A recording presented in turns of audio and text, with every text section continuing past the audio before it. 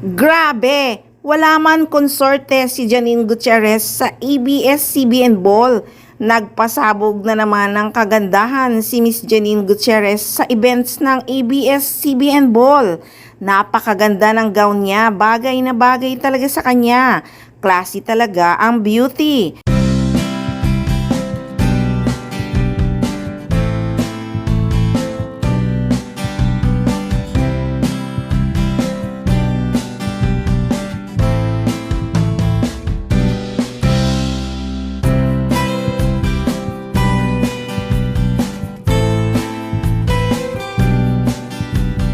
Dismayado man ang mga fans ng Econin dahil walang escort si Janine Gutierrez sa ABS-CBN Ball ay wala namang magagawa. Dahil busy talaga si Eco sa kanyang campaign rally sa Bicol. Nawalan man ng ganang mga fans na manood pero syempre tuloy ang ABS-CBN Ball. Kahit wala si Eco na konsorte ni Janine, pero pagkaganda-ganda naman talaga ang aktres.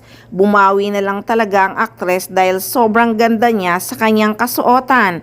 Parang Hollywood actress na rumarampa sa red carpet. At dahil wala ngang Eco na partner si Janine Gutierrez sa events, syempre ang mga buzzer buhay na buhay. Nakahanap na naman ng butas para ibas ang actress. Star Magic Ball, ano na, Econin, walang update, walang date nangyari.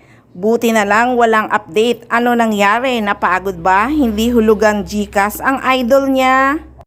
At eto pa, kumusta na si Eco? Kawawa naman, panandalian lang pala sila, nagkasawaan na. Wala nang balita sa kanila ni Eco, hehehe. Highs, wala daw balita sa Econin, lagi ngang nakapost sa social media na magkasama silang dalawa. Kung hindi ka updated sa Econin, wag kang kumuda. Sasabihin mo pang magkakabalikan ang paunin, napaka-imposible nang mangyari yon. Nako, ganyan talaga ang Econin, hindi sila papansin. Napaka-smooth lang ng kanilang relasyon at very understanding sa isa't isa. Hindi naman masyadong importante kay Eco ang events ng ABS-CBN Ball. Yung campaign niya sa Bicol talaga ang binigyan niya ng importansya. Okay lang na hindi sila mag-partner sa ABS-CBN Ball. Siya naman ang partner ni Janine Gutierrez in real life at partner forever.